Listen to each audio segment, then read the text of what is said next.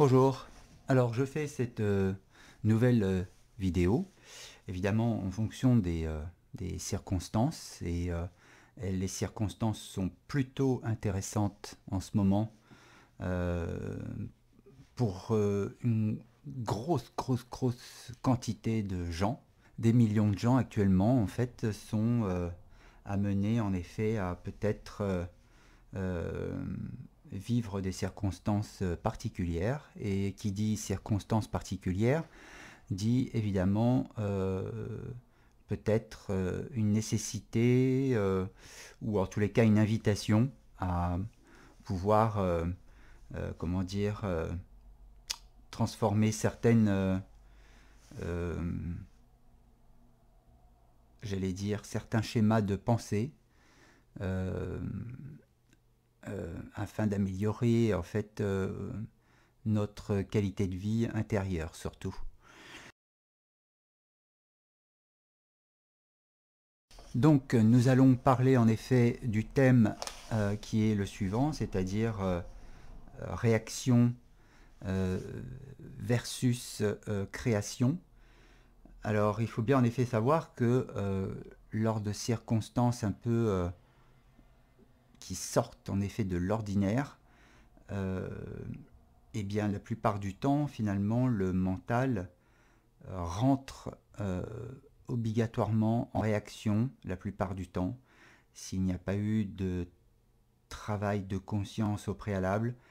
Le premier réflexe du mental, c'est de réagir à quelque chose, à une situation, à une parole, à une circonstance. Là, en l'occurrence, euh, le mental a toujours pour fonction de devoir nous protéger. Alors nous protéger de quoi? En fait, nous protéger de nos émotions. C'est pourquoi le mental s'interpose systématiquement et vient en réaction à la situation lorsque cette dernière touche particulièrement, comment dire, le centre des émotions, tout simplement. Donc à partir de ce moment-là, le mental met en place tout un discours pour tenter de juger, justifier une circonstance. Cela, enfin, il pense qu'en faisant ça, cela nous permet de rendre la situation plus tolérable. Et je n'ai pas dit plus acceptable, parce que l'acceptation est est une autre dimension. L'acceptation, évidemment, est quelque chose qui est en dehors de la réaction. C'est plutôt l'étape qui précède la création. J'y reviendrai plus tard. Donc, en ces circonstances-là, le mental a plutôt tendance, en effet, à réagir pour rendre les choses, encore une fois, comme je le disais, plus tolérables. C'est en faisant des grands discours qu'en fait, il tente, le mental toujours, tente en effet de diminuer la pression émotionnelle et, euh, et ainsi, en argumentant la réalité ou les événements, en effet, tente de nous convaincre que son discours, en fait, d'abord il faut l'écouter, qu'il est viable, et ensuite qu'il faut le suivre, bien entendu, et qu'il faut y croire surtout. Voilà. Donc ça, c'est voilà à quoi sert le mental en permanence. Et là, j'imagine en effet que, étant donné les circonstances, euh, il y en a pour certains, voire même peut-être une grosse majorité, pour qui les circonstances sont problématiques et je vais expliquer pourquoi. Alors, en effet, il y a plusieurs, comment dire, on va dire que l'ego s'appuie sur un trépied qui est le suivant, qui est sécurité, image et pouvoir. Et lorsque l'ego est soumis à quelque chose d'inhabituel, vient en résonance ce trépied systématiquement derrière, à savoir que l'ego va, selon l'importance de l'un des pieds du trépied, rentrer en réaction par rapport à la situation. Donc, en ce moment, par exemple, beaucoup de gens, évidemment, sont en mode confinement. Et cette situation, finalement, qui est inhabituelle, va venir heurter certains esprits, soit sur leur image, soit sur leurs besoins de pouvoir, soit sur leurs besoins de sécurité.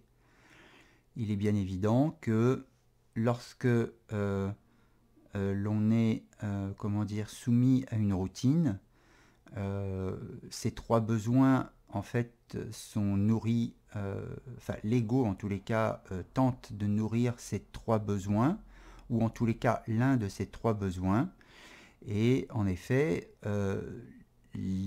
comment dire, la présence, notre présence en société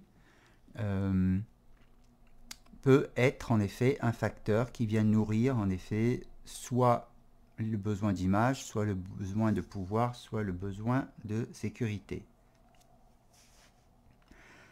Lorsque l'un de ces paramètres, étant donné les circonstances, n'est plus nourri, le mental en fait peut très vite se trouver désemparé.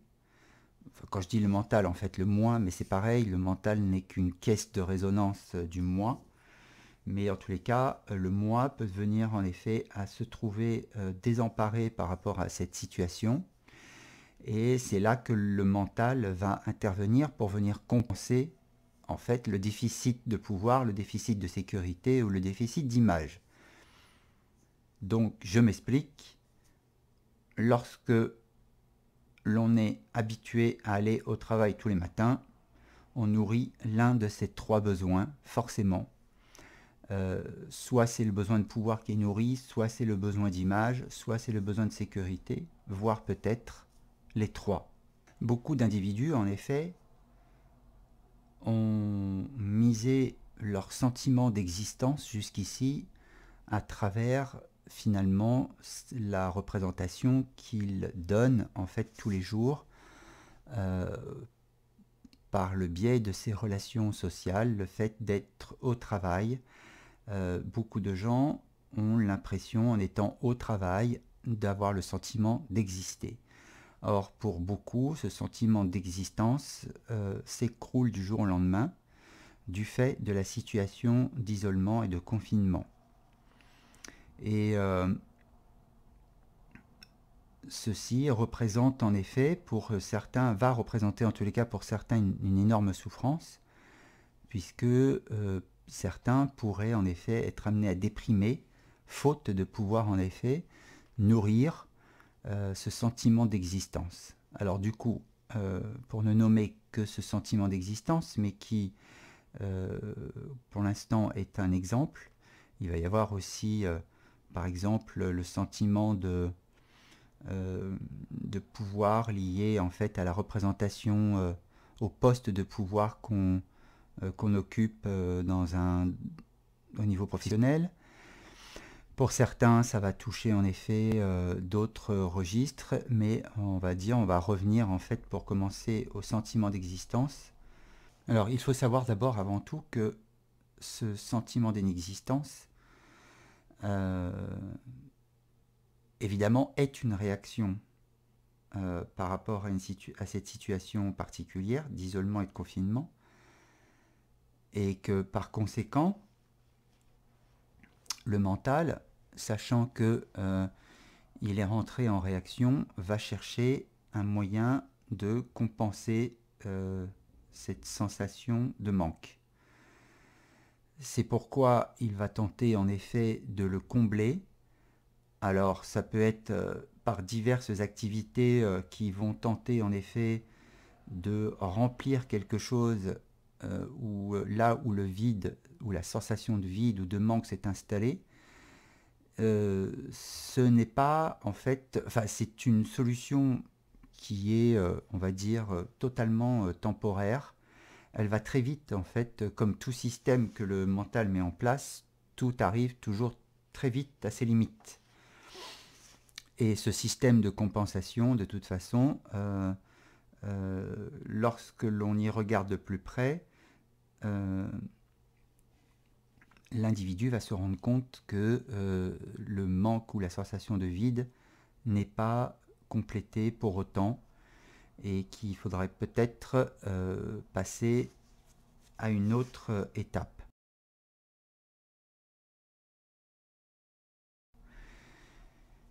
Et cette étape va consister tout simplement à venir interroger le mental. Il n'y a finalement que lui pour interpréter la réalité, et donc il n'y a que lui à venir interroger et questionner en fonction en effet de cette de cette fameuse réalité qu'il qu'il décrit et qu'il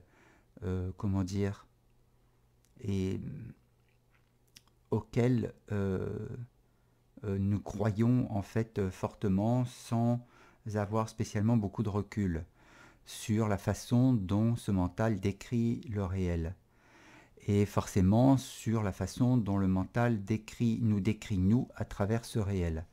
Voilà. Donc c'est lui en fait qu'il faut venir questionner. C'est ce mental qu'il faut venir remettre en cause la façon dont il voit les choses et la manière dont il nous voit à travers ces choses.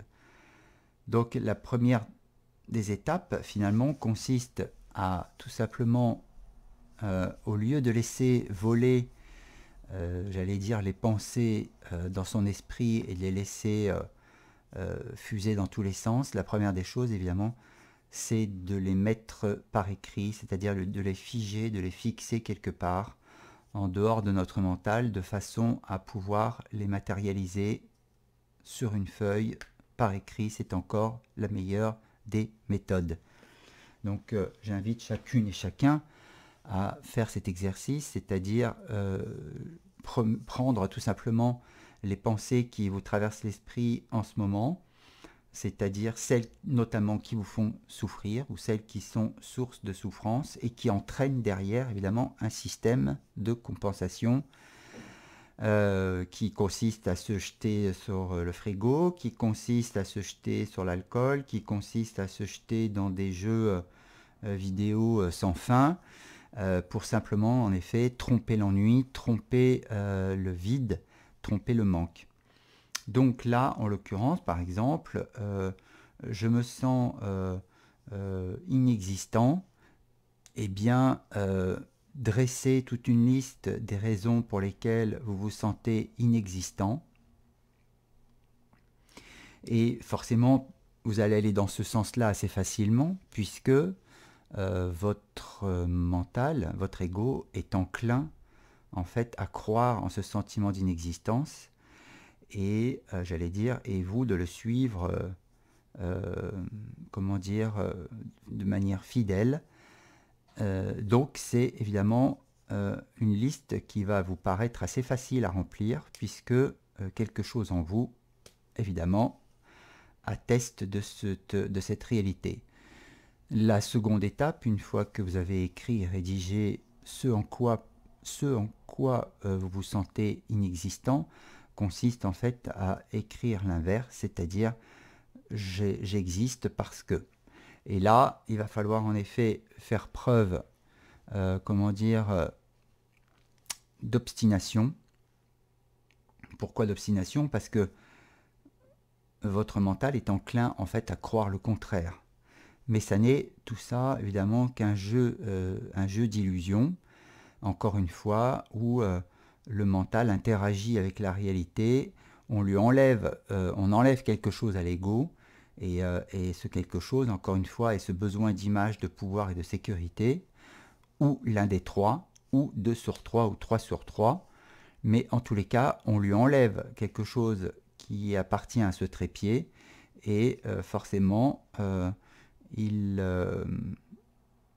ce besoin n'étant plus nourri, forcément, il rentre en réaction à ce qui se passe et tente en effet de décrire une réalité qui n'existe que dans votre esprit, mais qui n'est pas dans la réalité. Je suis inexistant, du coup je me sens inexistant. De la même manière, ça peut être aussi je me sens inutile. Ça peut être aussi d'autres pensées du même genre. J'ai pas d'exemple sous la main, mais voilà, il y en a plein. Je n'ai plus, comment dire, je me sens dépossédé de mon pouvoir. Là encore, de quel pouvoir parlons-nous? Enfin, il y a des tas de, il y a plein, je vais pas, voilà, décrire tout ce que l'être humain peut, enfin, tout ce qui peut passer dans l'esprit de l'être humain. Mais néanmoins, le but du jeu dans cette vidéo, c'est, comment dire, je vous invite en effet à confronter vos croyances à la réalité. C'est-à-dire passer de je suis ou je me sens inexistant à j'existe parce que. Et là, vous allez voir que en dirigeant en effet votre mental dans ce sens-là, vous allez voir qu'au début, il ne va trouver évidemment aucun argument, mais si vous l'invitez de manière, enfin si vous le contraignez même à trouver des exemples qui corroborent le fait que vous existez, et bien du coup vous allez voir que la liste pourrait être aussi longue, sinon plus longue que celle qui consiste à croire je suis inexistant. En faisant ainsi, en fait, vous allez vous apercevoir que votre mental était en train de vous décrire une réalité qui était complètement basée sur de l'illusion. D'ailleurs, c'est la plupart du temps le cas, et notamment lorsque cela pose problème, notamment lorsque le mental génère en effet des croyances qui, en effet, sont source de souffrance, et que ces souffrances vont forcément nous limiter dans notre pouvoir de créativité, voilà, notre fonction de créativité. Voilà, donc c'est pour ça que j'invite chacune et chacun à pouvoir prendre une feuille et mettre sur une feuille, écrire sur une feuille en fait ce qu'il pense de lui-même ou d'elle-même à travers cette situation nouvelle, et ensuite de, comment dire, donc d'aller dans ce sens, dans le sens de la croyance dans un premier temps, et ensuite de confronter exactement l'opposé dans un deuxième temps. Si, comment dire, vous avez par moments du mal en effet à pouvoir écrire et justifier, ou en tous les cas à argumenter. Donc, dans ces cas-là, prenez un exemple d'une autre personne autour de vous. Un tel existe parce que, et là, vous étayez, vous argumentez cette vision des choses.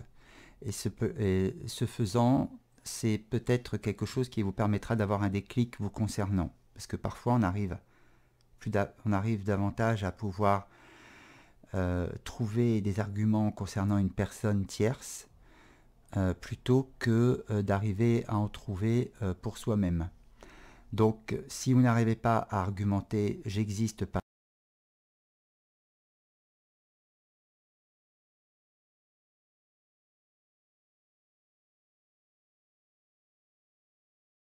parce que, trouvez en effet une tierce personne, cette personne existe parce que. Voilà, alors évidemment, ne trouvez pas l'exemple du boulot, puisque de toute façon, ce n'est pas le but. Le but, c'est de trouver quelque chose en dehors du boulot, puisque plus personne n'y est. Ou presque, en tous les cas. Et ceci est valable, évidemment, pour toutes les pensées qui vous traversent l'esprit et qui sont source de stress, d'angoisse ou de souffrance, et voire même pire, c'est-à-dire on peut aussi envisager que certaines ou certains vont, comment dire, être confrontés à la dépression. Et la dépression, en effet, fait très peur, hein, puisque bien souvent, il y a comme une perte de goût à la vie. Alors ceci est tout à fait, comment dire, euh, c'est pas, enfin, les gens ont l'impression d'être dans un gouffre duquel ils ne se sortiront pas. Et en fait, là encore, ça n'est qu'une illusion.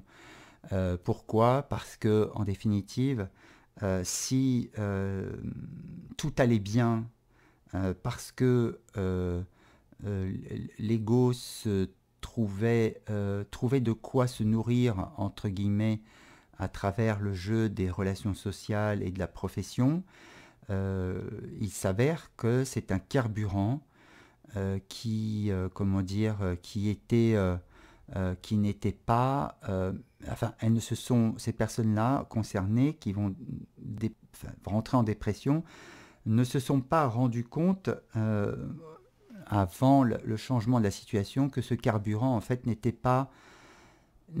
était un carburant temporaire. Voilà.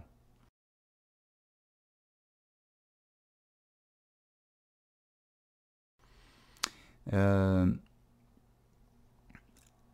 la plupart des gens qui vont rentrer en dépression, comment dire, ont mis un carburant qui était, comment dire, basé sur quelque chose qui était à l'extérieur d'eux, plutôt que d'aller chercher un carburant qui se trouvait à l'intérieur d'eux-mêmes. Et si ces personnes-là, en effet, rencontrent de la déprime ou voire de la dépression, c'est l'indice, justement, factuel, que ce carburant qui les nourrissait jusqu'ici, qui les faisait avancer jusqu'ici, bien qu'ils croyaient que ce fût le bon, en fait, s'avère être un carburant complètement factice. Et c'est justement le moment, finalement, d'aller chercher un carburant à l'intérieur de soi, en allant chercher la plupart du temps dans nos rêves d'adolescents, nos rêves d'enfants. C'est revenir à quelque chose qui est davantage lié à ce que l'on porte à l'intérieur de nous-mêmes. Et c'est peut-être en effet le moment de venir nourrir quelque chose de plus profond en nous. Je ne suis pas en train de dire que le boulot n'est pas important, que la représentation sociale n'est pas importante, elle fait partie de notre vie, mais qu'à partir du moment où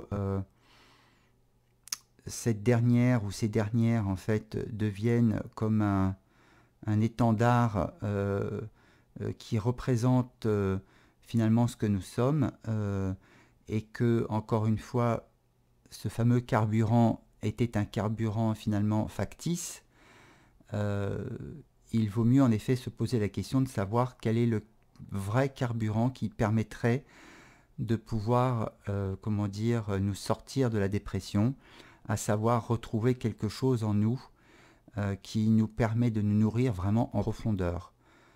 Le boulot, le travail, les relations sociales, la fonction de pouvoir au travers des relations sociales, tout ceci c'est comment dire qu'un jeu finalement lié à la posture sociale, mais en même temps, en effet, si on s'aperçoit que si en effet ce pan-là est en train de grandement s'écrouler alors que vous êtes dans cet état de confinement ou d'isolement, il est évident qu'il y avait quelque chose qui en vous était surinvesti et n'était pas, comment dire, enfin, croyait en tous les cas se nourrir d'un bon carburant, alors qu'en réalité, ce carburant, et c'est la réalité encore une fois qu'il démontre, ça n'est pas mon opinion, mais si en effet vous n'êtes pas à même de pouvoir supporter ce confinement et cet isolement parce que vous êtes en train de vous raconter que votre situation sociale pour X raisons vous manque, cela démontre qu'il y avait un surinvestissement et il manque en fait du carburant plus personnel, plus intérieur et plus nourrissant. Par conséquent, c'est ce carburant-là que je vous invite à aller chercher, à aller nourrir Et quoi de mieux que de retourner parfois dans son enfance ou son adolescence, parce que souvent nous avons laissé, nous avons laissé des rêves de côté, et en pensant que ceci était complètement illusoire, ou alors irréaliste, ou encore sans importance. Eh bien, en fait, c'est peut-être justement là qu'il faut aller chercher, qu'il faut aller voir, et je vous invite à le faire. Ça sera en effet votre seule issue pour pouvoir sortir de cette dépression. C'est d'aller en effet chercher un carburant plus profond et plus nourrissant. De sorte que, en reprenant, on va dire, le chemin de l'école, le chemin du travail, lorsque ce confinement et cet isolement aura cessé, de sorte en fait que vous puissiez être dans un rôle davantage distancié, ou en tous les cas que vous soyez plus conscient qu'auparavant que le rôle que vous jouiez à travers votre fonction était, comment dire, quelque chose de plus... quelque chose en tous les cas qui a moins d'importance, qui a moins de valeur que le carburant qui vous a permis de vous nourrir pendant tout ce temps du confinement et de l'isolement.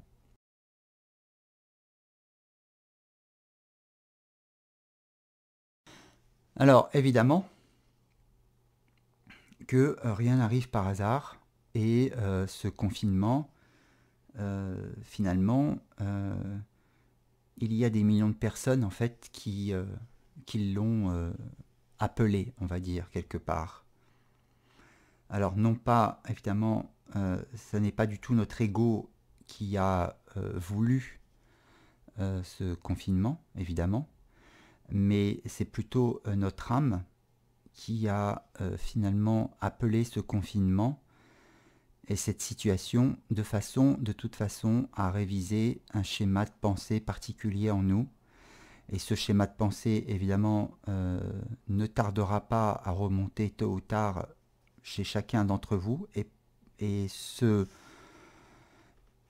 qui remontera sera très différent selon les individus. Cela va toucher encore une fois soit le sentiment de sécurité, soit le sentiment de pouvoir, soit le sentiment d'image, ou le besoin d'image et de pouvoir. Et donc, du coup, pour chacun, en effet, cela va se jouer de manière très différente. Mais en tous les cas, sachez que cette situation, comment dire, votre âme l'a appelée de façon à ce que vous puissiez, en effet, être davantage conscient et lâcher, en effet, peut-être certaines autres préoccupations qui n'étaient pas forcément essentielles ou prioritaires. En effet, il faut bien comprendre que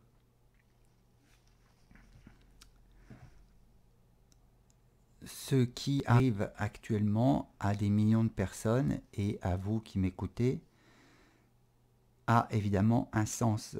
Cela n'arrive pas par hasard du tout. La fonction du travail telle que nous la connaissons aujourd'hui n'est pas une fonction, comment dire, naturelle. Nous sommes soumis à des 8 heures, 9 heures, parfois 10 heures par jour à travailler pour un employeur, à fournir en effet de la force de travail qui derrière en effet génère de l'argent. Mais ça n'est pas quelque chose de naturel.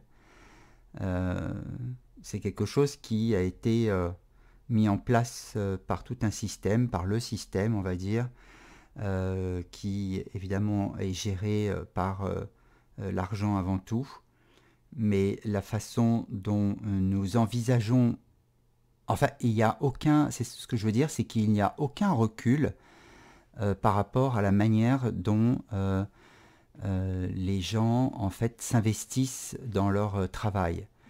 Euh, alors non pas qu'il faille le faire par-dessus la jambe, c'est pas ça, mais on va dire qu'il y a un tel investissement, voire même surinvestissement au niveau du travail, que les gens ne se rendent plus compte en effet que il y a une autre vie en dehors du travail. Et beaucoup, ou la plupart, en tous les cas, la majorité, ont tellement investi au niveau de leur carrière, ont tellement investi au niveau de leur fonction, ont tellement investi dans leur rôle professionnel que ça en est devenu un étendard, comment dire, prioritaire, au détriment parfois d'une vie intérieure beaucoup plus riche.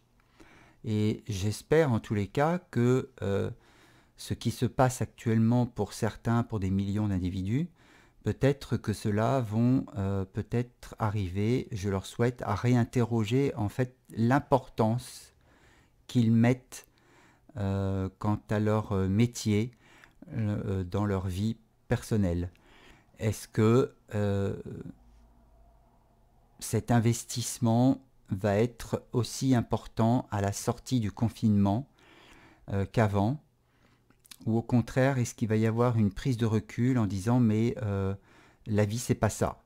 Et personnellement, cela fait longtemps que je pense que travailler, en tous les cas, c'est une chose qui est importante, nécessaire, parce que cela vous permet en effet, en tous les cas pour certaines et certains, eh bien d'être tout simplement. Pour d'autres, c'est plutôt le contraire, c'est-à-dire que c'est une façon de se représenter, de faire, de paraître, et que j'espère que pour certaines et certains, ça va être une vraie prise de conscience que de s'apercevoir que finalement, en dehors du travail, eh bien, il y a une vie. Il y a certes une autre vie, mais il y a une vie quand même. Et que cette vie peut être intérieurement assez riche. En tous les cas, c'est quelque chose que je vous invite à développer. Mais pour ça, il faut en effet aller chercher à l'intérieur de soi, il faut aller chercher dans son passé, dans ses souvenirs d'enfance, dans ses souvenirs d'adolescence, euh, et laisser remonter en effet à la surface ces rêves sur lesquels on a mis très vite un couvercle.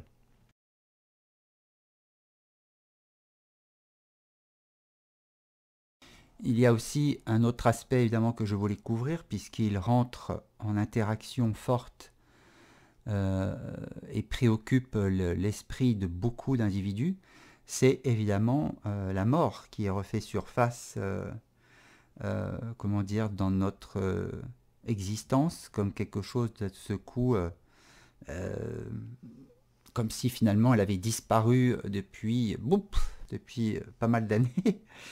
Et qui là d'un seul coup refait surface et pour certains et certaines qui se prennent ça en pleine figure de manière assez violente.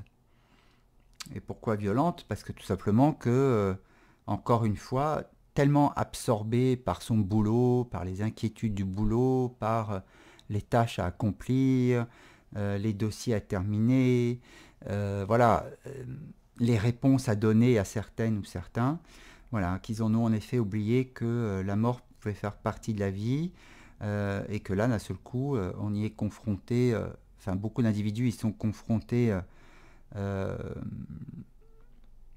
de manière subite, soudaine, et certains autres de manière plus personnelle, puisqu'il y en a sûrement qui ont perdu des proches, des amis, des oncles, des tantes, des grands-mères, des grands-pères, des parents, des frères, des sœurs, des cousins. Voilà, c'est son voisin, ça peut être aussi son boulanger, son, son patron de restaurant, son employé. Ça peut être n'importe qui peut être touché par ce qui se passe actuellement, par le corona. Et donc c'est la réintroduction finalement de la mort dans nos vies qui est intéressante, puisque c'est un deuxième facteur finalement, alors qui pour certains reste évidemment abstrait, mais qui malgré tout est présent dans l'esprit, mais c'est un deuxième facteur qui finalement nous permet aussi de nous re-questionner sur qu'est-ce que nos priorités. Et exactement pareil que pour ceux qui sont enclins à tomber dans la dépression, là encore, on est obligé, enfin si on le veut bien évidemment, mais en attendant, c'est ce que la vie nous propose, en tous les cas de manière douce pour l'instant. Et quand je dis de manière douce, c'est parce que pour l'instant, on n'est pas dans une méga catastrophe, mais en tous les cas, il y a bien une invitation à la vie à nous réinterroger sur qu'est-ce que nos priorités.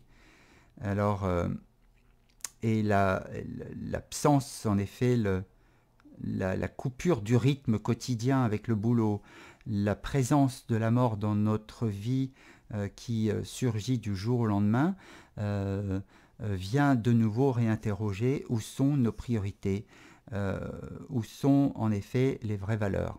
Et je pense que ça, c'est quelque chose qui est à poser aussi calmement en soi et à réinterroger en soi et essayer d'y répondre autant que faire se peut.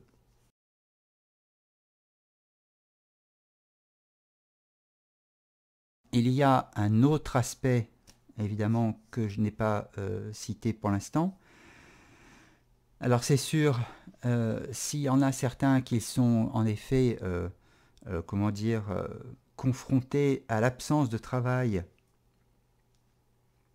et au manque ou au vide que ça crée, que chacun tente de compenser par des occupations, et des occupations n'est pas forcément quelque chose, je le rappelle, qui nourrit, mais quelque chose en effet qui, on va dire, trompe ou leurre le temps ou l'ennui, mais ça ne nourrit pas en profondeur.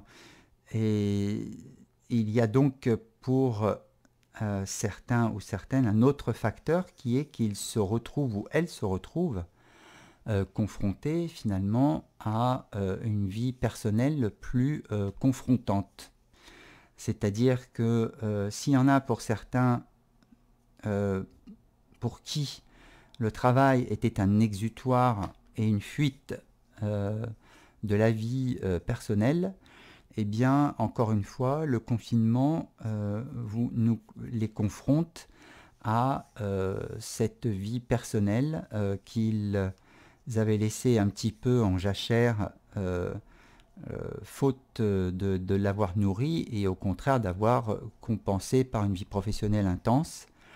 Et bien là encore, c'est le début, en effet, c'est l'occasion de pouvoir commencer un travail de conscience, de pouvoir en effet faire le ménage dans son esprit, de faire le ménage dans son mental, de façon à pouvoir éventuellement être plus créatif dans ses relations personnelles et enfin de peut-être avoir l'occasion de descendre à l'intérieur de nous et de nous poser encore une fois les bonnes questions dans ce qui se joue de prioritaire dans les relations personnelles.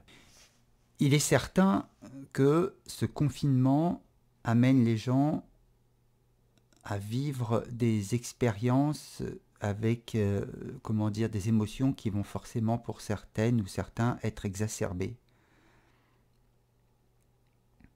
C'est pourquoi, encore une fois, comme je le disais en début de vidéo, il est essentiel de réinterroger la façon dont votre mental se représente la réalité, la façon dont il se représente l'autre avec qui vous êtes confiné, la façon dont vous vous représentez vous-même vis-à-vis de cette réalité et vis-à-vis de l'autre.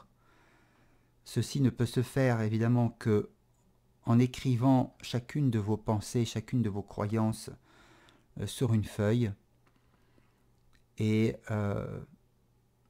de façon à pouvoir en effet la cristalliser quelque part au lieu de la laisser virevolter dans votre esprit sans pour autant en plus la réinterroger. Ce qui est essentiel, c'est de pouvoir la figer quelque part et de la réinterroger, de façon à pouvoir transformer la façon dont vous percevez votre réalité.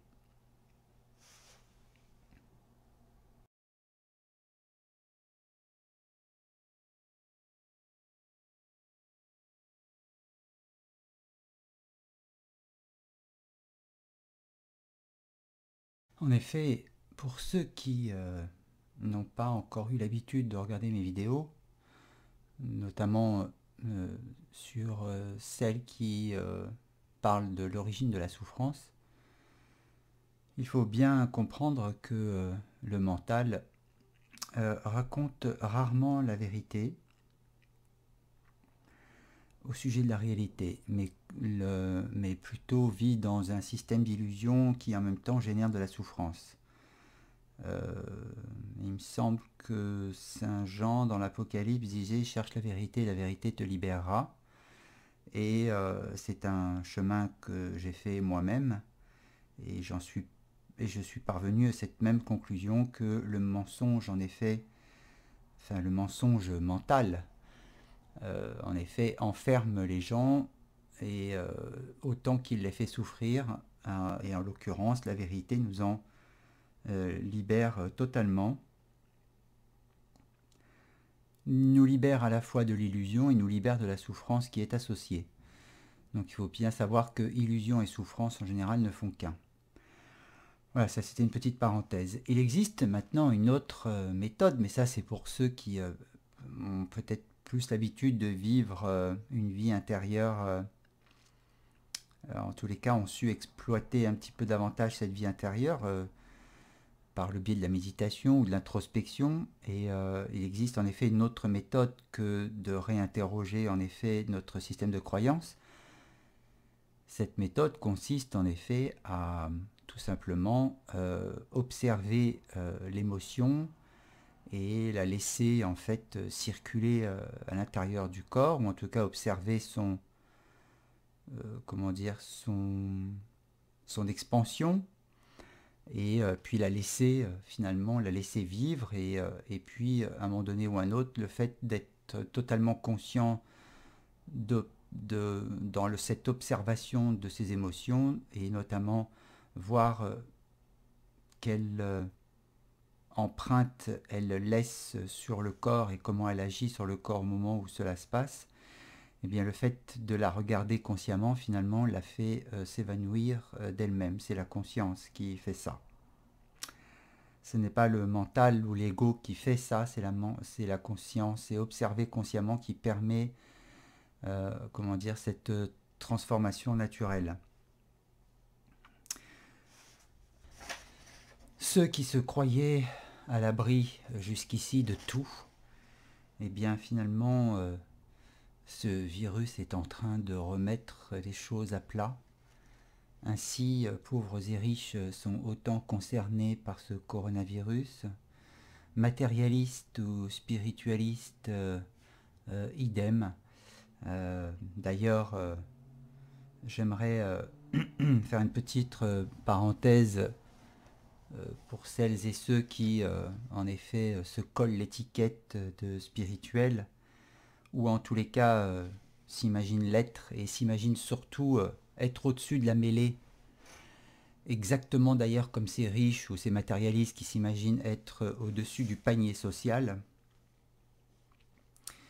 À cela, en fait, j'aimerais dire que le virus ne fera jamais aucune différence, hein, que vous soyez bon ou mauvais, gentil ou pas, que vous soyez spirituel ou pas. De toute façon, le virus tapera là où il aura, comment dire, la possibilité de taper. Et beaucoup de personnes et d'individus qui s'imaginent être en haut du panier, notamment chez les spiritualistes, s'imaginent en fait en dehors de toute possibilité de contagion, en dehors de toute atteinte. À cela, j'aimerais juste, et même à celle-là aussi, j'aimerais juste d'abord leur rappeler les règles d'humilité, hein, parce qu'évidemment, se dire spirituel et en même temps inatteignable, c'est tout sauf de l'humilité. Mais j'aimerais surtout leur rappeler l'histoire de Jésus, hein, qui était là pour le coup un personnage hautement empli de spiritualité. Ça ne l'a pas empêché de terminer sur la croix. Que ça vous fasse réfléchir 2 secondes et que ça vous permette de redescendre un peu sur terre.